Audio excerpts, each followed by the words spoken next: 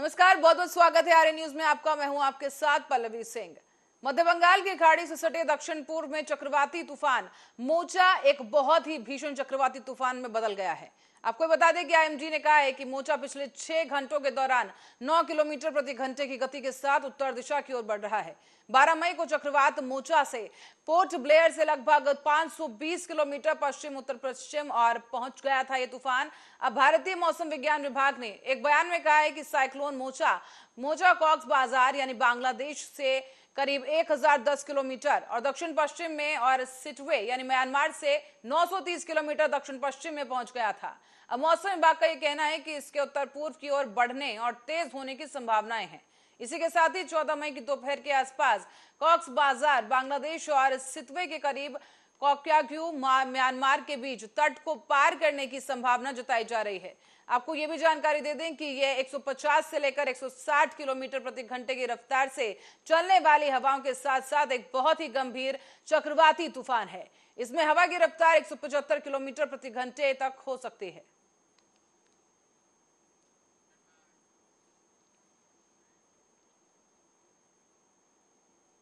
प्रधानमंत्री नरेंद्र मोदी गुजरात के दौरे पर हैं। इस दौरान उन्होंने लोगों को संबोधित करते हुए कहा है कि जिस योजना के जितने लाभार्थी हैं उन तक सरकार खुद जा रही है। इस अप्रोच ने बड़े पैमाने पर भ्रष्टाचार और भेदभाव को खत्म कर दिया है।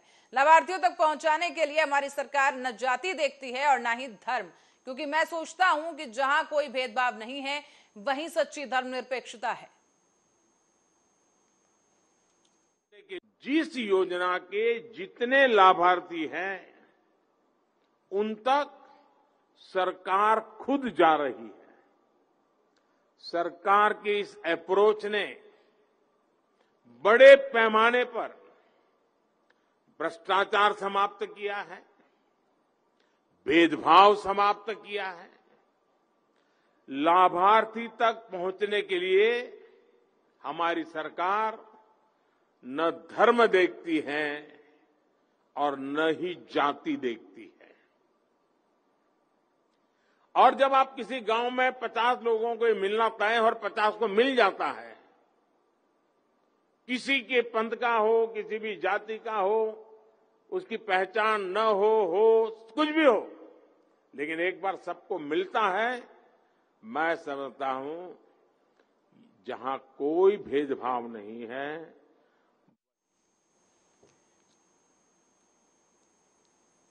इस बीच कांग्रेस नेता रणदीप सिंह सुरजेवाला ने प्रधानमंत्री नरेंद्र मोदी और भारतीय जनता पार्टी पर जमकर हमला कर दिया है। रणदीप सुरजेवाला का यह कहना है कि मोदी जी और भाजपा कंफ्यूज हो गए थे कि वो अपने ध्रुवीकरण की रणनीति से एजेंडा बदलना चाहते थे, लेकिन लोगों ने उन्हें ऐसा करने नहीं दिया। एक बात स्पष्ट है कि भाजपा ने हार मान ली है और हर कोई चाहे जहां भी हो वो अपना वहां जाने के लिए स्वतंत्र है।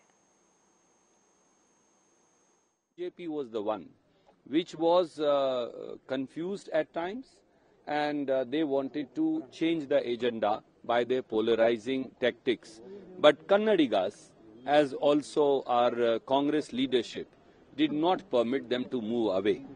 As far as predictions are concerned, I will we are deeply humbled, and with a sense of humility, while thanking people of Karnataka, I say, let us wait till tomorrow. The results will be out. It will be clear. We will make a detailed comment there. BJP also claiming that BJP is going to get majority and also doing on backup plan with JDS. How can it possible? At least one thing is clear: BJP has admitted defeat.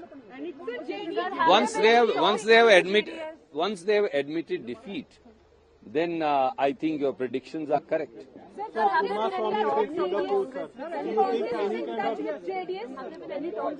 Let me say, well, everybody is free to go wherever they want to.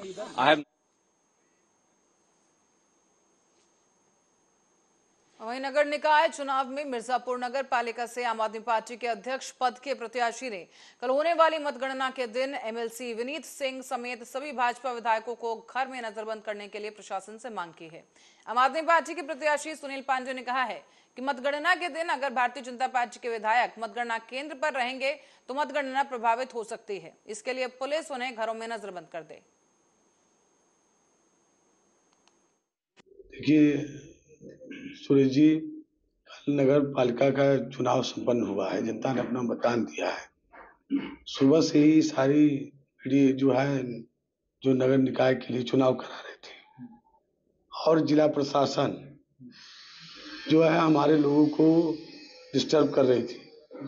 और बाद में जब हम लोगों ने विरोध किया, कई पोलिंग बूथों पे शिकायतें आई कि फर्जी मतदान हो रहा है, चंद्रदीपा की शिकायतें आई, इमामबाड़े पे शिकायतें आई, और जो है कई पोलिंग बूथों पे पीठासीन अधिकारियों ने मतगणना रोका। इस सुनीता बाल निकेतन में 2:30 बजे से 3 बजे तक मतगणना रुका रहा। तो इन सब चीजों के पीछे उत्तर प्रदेश शासन का दबाव है। और मैंने कल एक बात कहा जो है मीडिया में, और लोग, ये भाजपा के ही लोगों ने मुझसे कहा कि सुनील पांडे जी, आप जितना भी प्रयास कर लो, झाड़ू नहीं चलेगा। मैंने कहा जनता झाड़ू चला रही है। क्या नहीं, विनीत सिंह ने पूरा यहाँ ठेका ले रखा है कि हम जैसे भी होगा मतगणना में जो भी ताकत। और अब रुक करेंगे दिल्ली का, जहां जंतर मंतर पर पहलवानों का धरना लगातार जारी है। और इस धरने में शामिल होने के लिए उत्तर प्रदेश, राजस्थान, मध्य प्रदेश और हरियाणा तक से किसान धरना स्थल पर पहुंच रहे हैं। आपको इस बीच ये भी बताते चले हम कि जो ब्रजभूषण शरण सिंह हैं, उनके खिलाफ कार्रवाई को लेकर पहलवान पिछले करीब 19 दिनों से धरने पर बैठे हुए हैं, लेकिन अभी भी ब्रजभूषण के खिलाफ कोई ठोस कार्रवाई सामने नहीं आ पाई है। उत्तर प्रदेश से जितेंद्र सिंह कुश्ती, नजफगढ़ जिला। लगातार देखा जा रहा है जंतर मंतर में प्रोटेस्ट चल रहा है। पहलवानों के समर्थन में तमाम लोग आए हुए। आज दिल्ली के जंतर मंतर देखा जा रहा है, किसान लोग भी आए हैं, उनसे भी बात करते हैं। आपका नाम? मेरा नाम राकेश सिंह यादव है। राकेश जी, जो देखा जा रहा है आज 20 दिन हो गए हैं और ब्रजभूषण के खिलाफ लगातार आप लोग विरोध कर रहे हो, कहीं ना कहीं लगता है जो सरकार क्यों नहीं सुन रही है? यह सरकार ऊपर नीचे डबल इंजन की सरकार है और सुनना पड़ेगा। हम लोग इसीलिए तो संघर्ष कर रहे हैं, इसीलिए धरना पर बैठे हैं। जब तक बहन बेटियों को न्याय नहीं मिलेगा तब तक हम लोग यहाँ सकने वाले नहीं है। चलिए, कुछ किसान यूनियन के लोग आए हुए हैं। जी, आपका नाम? मेरा नाम दर्शन सिंह है। दर्शन जी, लगातार आप लोग संघर्ष कर रहे हो, आज समय बीत चुका, 20 दिन हो गए हैं, सरकार कहीं ना कहीं नाकाम नजर आ रही है, आपकी आवाज को बिल्कुल अनसुनी कर रही है। देखिए, जो सरकार होती हैं, मैं पंजाबी से ही बोलूँगा, जो सरकारां ने ਇਹ ਕਦੀ ਵੀ ਨਹੀਂ ਇਨਸਾਫ ਵਾਲੇ ਪਾਸੇ ਆਉਂਦੀਆਂ, ਕਿਉਂਕਿ ਸਾਨੂੰ ਇਨਸਾਫ ਲੈਣ ਵਾਸਤੇ ਸਾਨੂੰ ਇਕਜੁੱਟ ਹੋਣਾ ਚਾਹੀਦਾ। ਜਿਸ ਤਰ੍ਹਾਂ ਅਸੀਂ ਅੱਜ ਤੋਂ 2 ਸਾਲ ਪਹਿਲੇ ਕਾਲੇ ਕਾਨੂੰਨਾਂ ਤੇ ਲੜੇ ਸੀਗੇ, ਇਸੇ ਤਰ੍ਹਾਂ ਹੀ ਉਸੇ ਤਰਜ਼ ਤੇ ਸਾਨੂੰ ਹੁਣ ਫਿਰ ਲੜਨਾ ਪਏਗਾ। ਜਿੰਨਾ ਚਿਰ ਸਾਨੂੰ ਇਨਸਾਫ ਨਾ ਮਿਲਿਆ, ਸਾਡੀਆਂ ਇਹ ਬੱਚੀਆਂ ਨੇ ਜਿਨ੍ਹਾਂ ਸਾਡੇ ਭਾਰਤ ਦਾ ਨਾਂ ਰੋਸ਼ਨ ਕੀਤਾ, ਜਿੰਨਾ ਚਿਰ ਸਾਡੇ ਪਹਿਲਵਾਨ ਬੱਚਿਆਂ ਨੂੰ ਇਨਸਾਫ ਨਹੀਂ ਮਿਲਦਾ, ਅਸੀਂ ਪੰਜਾਬ ਤੋਂ ਲਗਾਤਾਰ ਵੱਡੇ ਕਾਫਲੇ ਬੰਨ ਕੇ औरतों और मर्दां दे वास्ते असी इत्थे आंदोलन करांगे। जी, देखा जाए जो बच्चे लोग होते हैं पूरे देश का नाम रोशन करते हैं, आज उनको कहीं ना कहीं जो लगता है, कहीं ना कहीं जिस हिसाब से पूरे देश के बच्चे जो है और इस तरह से लगता है, आप लोग यहाँ धरने पर लगातार आ रहे हो, आज 20 दिन हो चुके, उसके बावजूद भी सरकार बिल्कुल नहीं सुन रही है, उसके बाद भी हमेशा आपको ठंडे बस्ते में डाल दिया जाता है। ਅਸੀਂ ਹੋ ਜੇ ਇਸੇ ਤਰੀਕੇ ਨਾਲ ਹੀ ਫੇਰ ਆਵਾਂਗੇ, ਜੇ ਦੇਖੀ ਫੇਰ ਸੱਦਾ ਦੇਣਗੇ ਫਿਰ ਵੀ ਇਸੇ ਤਰ੍ਹਾਂ ਹੀ ਆਈ ਜਾਵਾਂਗੇ। जी, सरकार मानेगी भी और सरकार झुकेगी भी, बिल्कुल सरकार झुकेगी, क्योंकि ये समर्थन पूरे देश का है, खिलाड़ी है पूरे देश का। सरकार बिल्कुल झुकेगी और टूटेगी भी। किसान आंदोलन के अंदर भी देखा होगा कि आंदोलन लंबा चला था, सरकार बिल्कुल झुकेगी। मोदी साहब को मांगे माननी पड़ेंगी और अपराधी को सजा करनी पड़ेगी। चलिए देखते कहीं ना कहीं कह रहे हैं सरकार झुकेगी भी और मानेगी भी, कहीं कुछ लोग और जुड़े नहीं। जी, क्या नाम है आपका? क्या नाम है आपका? हरदीप सिंह। हरदीप जी, आप लगातार आ रहे हो और क्यों नहीं सरकार सुन रही आपकी बातें? सरकार बोली हुई भी है जी, बोली हुई भी है। बोली हुई भी है। हाँ, तो किस तरह जगाओगे आप लोग? ਐਵੇਂ ਹੀ ਕਰੀ ਜਿਵੇਂ ਪਹਿਲਾ ਅੰਦੋਲਨ ਪਹਿਲਾਂ ਕਰਕੇ ਹਟਿਆ ਕਿਸਾਨ ਅੰਦੋਲਨ, ਉਸੇ ਤਰ੍ਹਾਂ ਹੀ ਜਾਗੂ ਇਹ। तो ऐसी जगह नहीं सोचोगे? हाँ। यदि उसके बाद भी नहीं जगी तो जागेगी हौली हौली जागेगी, थोड़ी थोड़ी जागेगी। थोड़ी थोड़ी। तो ये देखा है जो कह रहे हैं थोड़ी थोड़ी जागेगी, कहीं ना कहीं तमाम लोग देखो किस तरह से बैठे हुए लोग अपनी आवाज उठाने के लिए, उनसे भी कुछ बात कर दे। जी चाचा, आप लोग आप आए हो और लगातार संघर्ष कर रहे हो, क्या कहना चाहोगे? जो सरकारें क्यों नहीं सुन रही है और लगातार आप लोग धरने में बैठते हो, हर व्यक्ति की आवाज उठाते हो, जो बच्ची हैं वो देश का नाम रोशन कर रही है। जी ਬੱਚੀਆਂ ਨੂੰ ਤਾਂ ਇਨਸਾਫ ਦਵਾ ਕੇ ਰਵਾਂਗੇ। ਬੱਚੀਆਂ ਸਾਡੇ ਵੀ ਹੈਗੀਆਂ। ਜਿਹੜਾ ਇਹ ਜ਼ੁਲਮ ਹੈ, ਜ਼ਾਲਮ ਸਰਕਾਰ ਆ, 2024 ਆ ਗਿਆ, ਮੂਧੇ ਮੂੰਹ ਮਾਰਾਂਗੇ। ਹਾਂ, ਸਾਡੇ ਨਾਲ ਜੇ ਸਾਨੂੰ ਦਿੱਲੀ, ਹਰਿਆਣਾ ਜਾਂ यूपी ਸਾਨੂੰ ਸੱਦੂ ਨਾ, ਪੰਜਾਬ ਅੱਧੇ ਬੋਲ ਇਹਨਾਂ ਨਾਲ ਆ ਕੇ ਖੜੂਗਾ। ਅੱਗੇ ਵੀ ਜਿੱਤ ਕੇ ਗਏ ਆ ਤੇ ਹੁਣ ਵੀ ਜਿੱਤਾਂ ਪਾਉਂਦੀ ਸਾਨੂੰ ਸਾਲ ਬੈਠਣਾ ਪਏ। कुछ लोग तो ये कह रहे हैं ये राजनीति मुद्दा बनाया जा रहा है, राजनीति खेली जा रही है इस पे। ਆ ਚੰਗਾ ਰਾਜਨੀਤੀ ਮੁੱਦਾ ਵੀ ਇੱਕ ਦੂਜੇ ਦੇ ਕਿਸੇ ਦੀ ਬੱਚੀ ਨਾਲ ਛੇੜਛਾੜ ਕਰਕੇ ਉਹਦੀ ਇੱਜ਼ਤ ਰੋਲ ਕੇ ਉਹਨੂੰ ਰਾਜਨੀਤੀ ਕਹਿ ਦਈਏ, ਇਹ ਤਾਂ ਸਾਡੀ ਜ਼ਾਲਮ ਸਰਕਾਰ ਦੇ ਸਟੰਟ ਹੈ। तो कोर्ट ने तो फैसला बता दिया गया है, इस पे जांच का विषय है, उस जांच में थोड़ा वेट करिए। आप लोग क्यों नहीं वेट कर रहे हो? ਵੇਟ ਹੀ ਕਰਾਉਂਦੀ ਕੋਰਟ ਅੱਗੇ। ਕਿਹੜਾ ਲਖੀਮਪੁਰ ਵਾਲਿਆਂ ਦਾ ਕੀ ਬਣਿਆ, ਵੇਟ ਹੀ ਹੋਈ ਜਾਂਦਾ। ਉਹਨਾਂ ਨੂੰ ਜ਼ਮਾਨਤਾਂ ਮਿਲ ਗਈਆਂ, ਜਿਹੜੇ ਬੰਦੇ ਗਵਾਹ ਸੀ ਸਾਡੇ ਉਹ ਅੰਦਰ ਬੈਠੇ ਆ। ਕੋਰਟ ਵੀ ਹੁਣ ਤਾਂ ਅੱਜ ਕੱਲ ਹੈ ਨਹੀਂ ਸਹੀ, ਕੋਰਟਾਂ ਵੀ ਝੂਠੀਆਂ ਹੀ ਹੋ ਗਈਆਂ ਅੱਜ ਕੱਲ। आप लोग मानते हो कोर्ट से ऊपर हो आप लोग? ਨਹੀਂ, ਕੋਰਟ ਤੇ ਵਿਸ਼ਵਾਸ ਹੀ ਨਹੀਂ। ਕੋਰਟ ਦਾ ਜਿਹੜਾ ਫੈਸਲਾ ਗਲਤੀ ਲੈ ਰਹੀ ਹੈ, ਕਿਉਂਕਿ ਉਹਨੂੰ ਜਿਹੜਾ ਨੈਸ਼ਨਲ ਮੀਡੀਆ ਉਹਨੂੰ ਗਲਤ ਰਿਪੋਰਟਾਂ ਦਿੰਦਾ, ਉਹ ਉਹਨਾਂ ਨੂੰ ਸੁਣ ਕੇ ਤੇ ਉਹੀ ਫੈਸਲੇ ਦੇ ਰਹੀ ਹੈ। कोर्ट के फैसले से आप खुश नहीं है? ਨਹੀਂ, ਕੋਰਟ ਦੇ ਫੈਸਲੇ ਖੁਸ਼ ਨਹੀਂ। ਜਾਂ ਤਾਂ ਉਹਨੂੰ ਸ਼ਰੇਆਮ ਦੇਵੇ ਫਾਂਸੀ ਤੇ ਜਾਂ ਸਜ਼ਾ ਦੇਵੇ, ਤਰੀਕਾਂ ਦੇ ਪਿੱਛੇ ਕਰੇ। गिरफ्तारी के लिए आप मांग कर रहे हो? ਜੋ ਬੱਚੀ ਆਪਦਾ ਇੰਨਾ ਜਲੂਸ ਕਢਾ ਰਹੀ ਆ, ਕੋਈ ਕਾਰਨ ਤਾਂ ਹੈਗਾ ਹੀ ਆ। ਕਾਰਨ ਤਾਂ ਹੈਗਾ ਹੀ ਆ। ਹੁਣ ਅੱਗੇ ਜਾ ਕੇ ਮੂਹਰੇ ਮਿਲ ਕੇ ਆਏ ਅਸੀਂ, ਉੱਥੇ ਦੇਖਣ ਤੇ ਪਤਾ ਲੱਗਦਾ ਕੋਈ ਸੱਚਾਈ ਹੈਗੀ ਆ।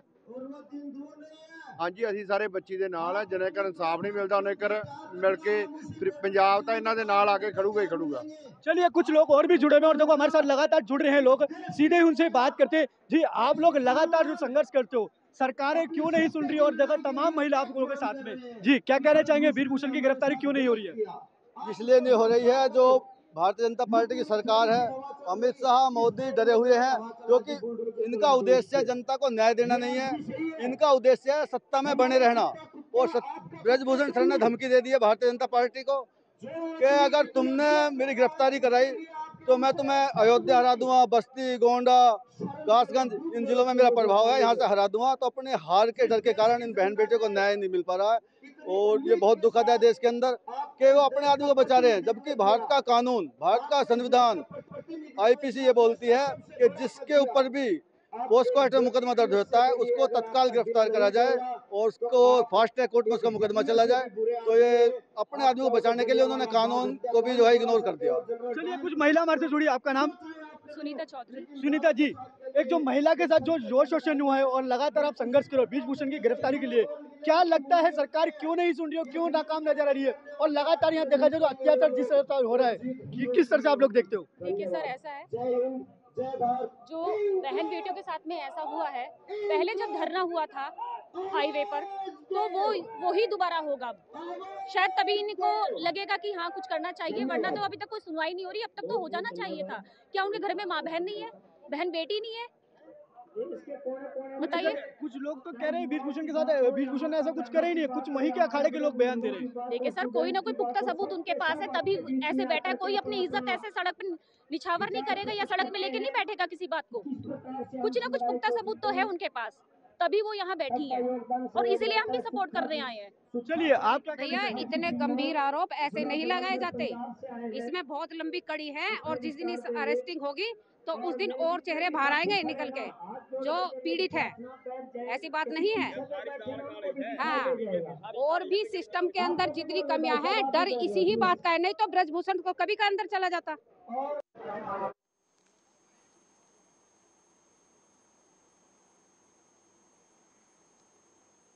और गाजियाबाद की ओर करेंगे, जहां कमिश्नरेट पुलिस का अजब कारनामा सामने आया है। पुलिस पर अपने ही कार में एक प्रत्याशी के लिए शराब बेचने का आरोप लगाया गया है और मामला है मोदीनगर के वार्ड 20 का, जहां पर निर्दलीय सभासद प्रत्याशी Sanjeev चिकारा Uttar Pradesh police response vehicle 2189 पर 3 पुलिसकर्मियों के साथ बुधवार की देर रात को खुलेआम मतदाताओं को शराब बांट रहे थे। और इसी वार्ड के भाजपा प्रत्याशी संदीप उर्फ मोनू को सूचना मिली तो वो समर्थकों के साथ मौके पर पहुंचे और वहां पर दोनों पक्षों के बीच जमकर मारपीट हो गई है।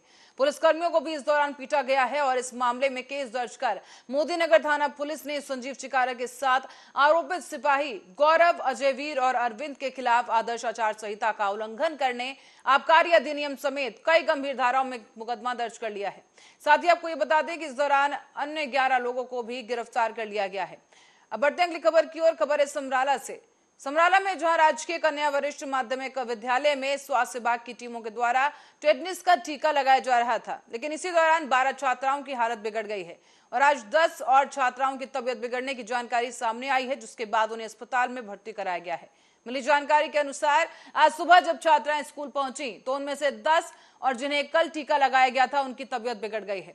इसके अलावा कल बीमार हुई 12 छात्राओं की हालत ठीक होने पर उन्हें छुट्टी दे दी गई है, लेकिन घर जाने के बाद उनकी हालत भी बिगड़ गई है। रात में उनके परिजनों ने इलाज के लिए उन्हें अस्पताल में भर्ती कराया है। कुछ नहीं होया जी, इन्हां दे जस्ट टीके लगे कल, टैटनस दे टीके लगे। अच्छा, ते अज फिर इन्हां दी हालत कल सही सीगे। अज ये नवे बच्चे, ਉਹ ਵਾਲੇ ਬੱਚੇ नहीं है ਜਿਹੜੇ कल डिगे सीगे ना, ये दो और बच्चे है। किन्ने बच्चे लेके आए हो? ਅਸੀਂ 4 ਬੱਚੇ लेके आए। 4 बच्चे? हाँ जी। की होया इन्हां नूं? ਇਹਨਾਂ ਨੂੰ ਘਬਰਾਹਟ ਹੋ ਰਹੀ ਹੈ ਬਸ। कित्थे भर्ती कराया जाता? ਇਹ ਹੁਣ ਸਮਰਾਲਾ अपना सरकारी हॉस्पिटल च एडमिट करवाया जी बच्चे। ते ਜਿਹੜੇ ਬੱਚਿਆਂ ਦੇ ਟੀਕੇ ਲਾਏ ਗਏ ਨੇ ਸਾਰੀ ਜਗ੍ਹਾ ਲੱਗੇ ਰਹੇ ਨੇ ਟੈਟਨਸ ਦੇ? हाँ जी, कुछ सरकारी ਸਾਨੂੰ ਤਾਂ ਹਸਪੀਟਲ ਤੋਂ ਹੀ ਆਇਆ ਸੀ। ਦੇਖੋ ਕੱਲ ਰਾਤੀ ਵੀ 4 ਬੱਚੇ ਆਏ ਸੀਗੇ, ਉਹਨਾਂ ਨੂੰ ਮੱਛਵਾੜੇ 'ਚ ਇੰਜੈਕਸ਼ਨਸ ਲੱਗੇ ਪੋਸਟ ਟੈਟਨਸ। 16 ਸਾਲ ਦੇ ਜਿਹੜੇ ਆ ਉਹ ਉਪਰਾਲਾ ਹੈ ਸਰਕਾਰ ਦਾ, ਉਹ ਮਤਲਬ ਰੂਟੀਨਲੀ ਲੱਗਦਾ, ਹਰ ਸਾਲ ਬੱਚਿਆਂ ਨੂੰ ਲੱਗਦਾ।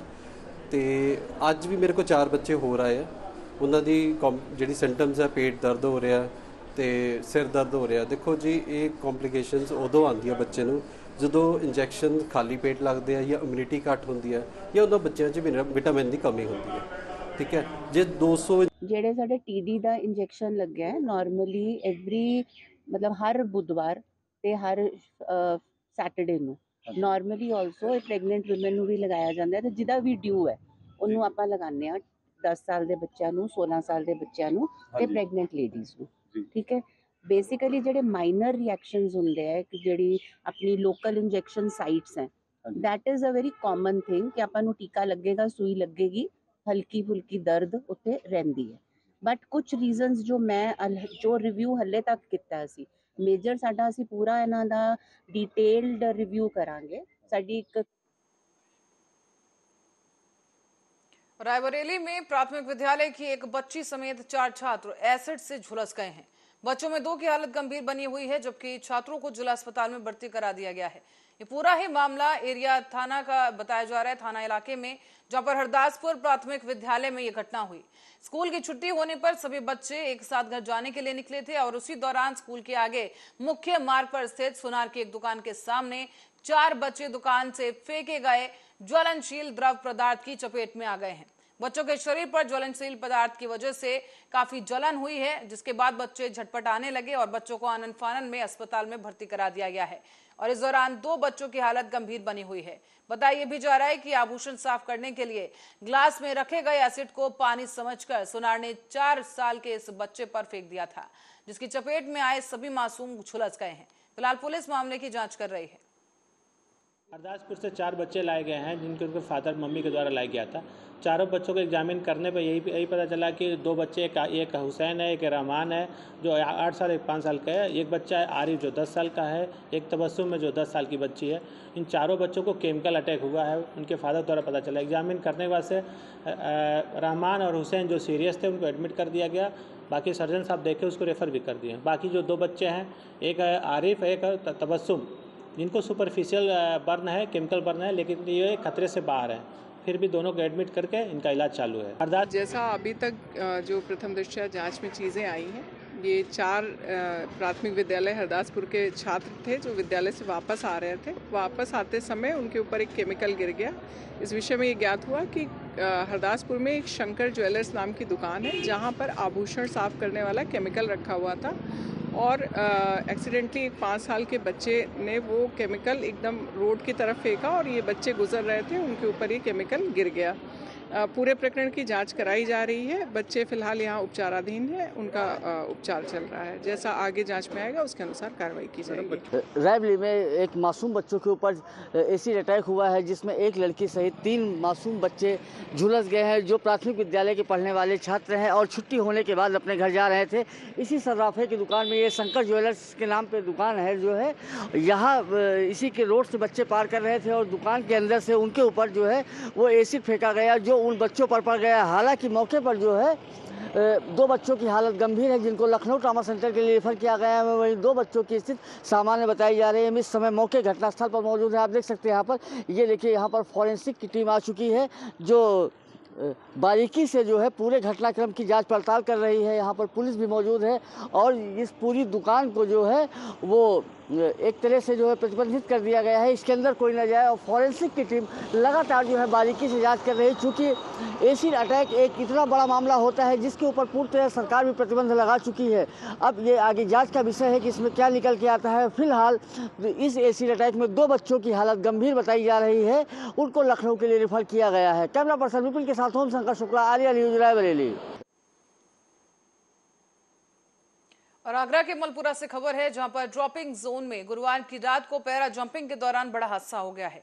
हवाई जहाज से जंप के बाद नेवी कमांडो का पैराशूट ड्रॉपिंग जोन से 2 किलोमीटर दूर से गुजर रही एक हाई टेंशन लाइन में फंस गया। इसमें कमांडो बुरी तरह से झुलस गया है और आनन फानन में सेना के जवानों ने घायल कमांडो को मिलिट्री हॉस्पिटल में भर्ती करा दिया गया है।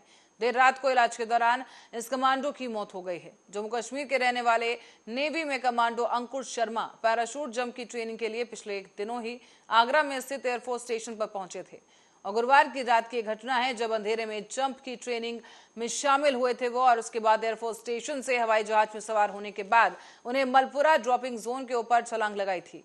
करीब 8000 फीट की ऊंचाई से छलांग लगाने के बाद वो सकुशल नीचे उतरे थे, लेकिन तभी तेज हवा के चलते उनका पैराशूट ड्रॉपिंग जोन से भटक गया। अंधेरा होने के चलते अंकुर कुछ समझ नहीं पाए और इस बीच उनका पैराशूट एक ड्रॉपिंग जोन से 2 किलोमीटर दूर गुजर रही हाई टेंशन लाइन से उलझ गया। लाइन में उलझते ही पैराशूट में आग लग गई और इससे कमांडो अंकुर भी बुरी तरह झुलस गए हैं। बताया जा रहा है कि मलपुरा पुलिस ने शव को पोस्टमार्टम के लिए भेज दिया है। इसके बाद शव को उनके घर के लिए रवाना किया गया। साथ ही सेना के जवान भी मौजूद रहे। रात को यहाँ ड्रॉप जोन है, यहाँ नज़दीकी हमारे खेतों के पास, तो वहाँ पे जंप चल रही थी। तो कोई जवान यहाँ अपना जंप करते हुए हाई टेंशन लाइन है और इसमें उसका पैराशूट उलझने की वजह से वो इधर गिर गया। तो हमारे पड़ोसी में महेंद्र सिंह, फौरन सिंह, वो अपनी समर पे सोए हुए थे। तो उन्होंने फ़ोन किया मेरे लिए कि आपके खेत पर कुछ पता नहीं हलचल हो रही है और उधर कुछ ड्रोन जैसा है। तो मैं भी इधर आया तो आके देखा कि नीचे एक जवान पड़ा हुआ है। तो मैंने उसे देखा तो उसके सिर में चोट थी, मुंह से और नाक से ब्लड आ रहा था। तो हमने उसे उठाया और मेरा साथी था आकाश पहलवान, उसने साथ में मेरे मदद की और हम दोनों लेके गए। और एक रूपेश भाई थे, उन्होंने भी मेरे साथ उनकी मदद की। हम तीनों भाई लेके गए उन्हें। पुलिस को सूचना दी थी? हाँ, सूचना दी थी। ऐसे सब और राजू द्रोणावत हत्याकांड के मुख्य आरोपी जीतू गज्जर को आज पुलिस ने गिरफ्तार कर लिया है। इस दौरान वो पुलिस से बचने की कोशिश के दौरान रेलवे ब्रिज से गिरकर घायल हो गया। इस अस्पताल में भर्ती कराया गया है। बताया जा रहा है कि 4 मई को शहर के डॉक्टर मुंगी चौराहे पर दिन दहाड़े बदमाशों ने घास मंडी में राजू द्रोणावत नाम के शख्स की गोली मारकर हत्या कर दी थी। माधवनगर पुलिस इस हत्याकांड में मुख्य साजिशकर्ता बाबू भारद्वाज समेत 7 लोगों को गिरफ्तार कर चुकी है, जबकि हत्याकांड का मुख्य आरोपी जीतू गुज्जर इस घटना के बाद से फरार बताया जा रहा था, जिसे आज सुबह पुलिस गिरफ्तार करने में सफल रही है। बताया जा रहा है कि विक्रमनगर रेलवे स्टेशन से उसे गिरफ्तार कर लिया गया है। अब बढ़ते हैं अगली खबर की ओर। खबर समराला से है, जहां पंजाब के समराला में माछीवाड़ा रोड पर हादसा हो गया है। इस सड़क हादसे में किसान की मौत हो गई, जिसका भाई और 2 मजदूर भी इस दौरान घायल हो गए हैं। पटियाला का रहने वाला एक किसान पराली बनाने का काम करता था और जब वो भूसा बनाने के लिए अपने ट्रैक्टर ट्रॉली और पुआल मशीन लेकर जा रहा था, तभी तेज रफ्तार टिप्पर ने उसे टक्कर मार दी है। हादसे के बाद टिप्पर चालक फरार हो गया है। ट्रक ਤੇ ਰੀਪਰ ਦਾ ਹੋਇਆ ਜੀ, ਵਿੱਚੇ ਟਰਾਲੀਆਂ ਜੀ, ਵਿੱਚੇ ਟਰੈਕਟਰ। ਤੁਸੀਂ ਕਿਸ ਚੀਜ਼ ਤੇ ਸੀਗੇ? ਮੈਂ ਟਰੈਕਟਰ ਚਲਾਉਂਦਾ ਸੀ। ਅੱਛਾ, ਤੇ ਕਿਵੇਂ ਹੋਇਆ ਕਿ ਮੈਂ ਕਿੱਥੇ? ਸਾਨੂੰ ਅਸੀਂ ਤਾਂ 1000 ਚੱਕਰ ਤੇ ਆ ਰਹੇ ਤੇ ਜੀ, ਟਰੱਕ ਵਾਲੇ ਨੇ ਆ ਕੇ ਚੱਕ ਲਿਆ ਜੀ ਸਾਨੂੰ, ਆਪਣੀ ਸਾਈਡ ਤੇ ਜਾ ਰਹੇ ਤੇ ਜੀ। ਇਹ ਸੱਟਾਂ ਕਿਹਦੀਆਂ ਲੱਗੀਆਂ ਨੇ? ਸੱਟਾਂ 2 ਭਈਏ ਨੇ ਜੀ, ਇੱਕ ਮੇਰਾ ਭਰਾ ਪੂਰਾ ਹੋ ਗਿਆ ਜੀ। ਕਿੰਨੀ ਕੁ ਉਮਰ ਦੇ ਸੀਗੇ? ਉਹਦੀ ਹੋ ਗਈ 45 ਸਾਲ ਜੀ। ਉਹ ਫਿਰ ਰਾਤ ਹੀ ਡੈਡ ਹੋ ਗਏ? ਹਾਂ ਜੀ, ਰਾਤ ਹੀ ਡੈਡ ਹੋ ਗਏ ਤੇ ਜੀ। ਤੇ ਫਿਰ ਕਿਸ ਤਰ੍ਹਾਂ ਆਏ ਉਰੇ ਜੀ? और अगली खबर छत्तीसगढ़ से है, जहां छत्तीसगढ़ के गरियाबंद में किसान कांग्रेस विधानसभा अध्यक्ष आशीष पांडे ने राजीव भवन रायपुर में आयोजित किए गए किसान कांग्रेस की बैठक को संबोधित किया है। इस संबोधन के दौरान उन्होंने कहा कि हमारे मुख्यमंत्री ने 4 साल पहले जो वादे किए थे उसे उन्होंने बखूबी पूरा कर दिया है। गरीब मजदूर किसान हर वर्ग के लिए उन्होंने कार्य किया है और इस 4 साल में कोरोना का काल भी आया था जिसमें 2 साल खराब होने के बावजूद मुख्यमंत्री ने जो वादे किए थे उन्होंने पूरा कर दिखाया है।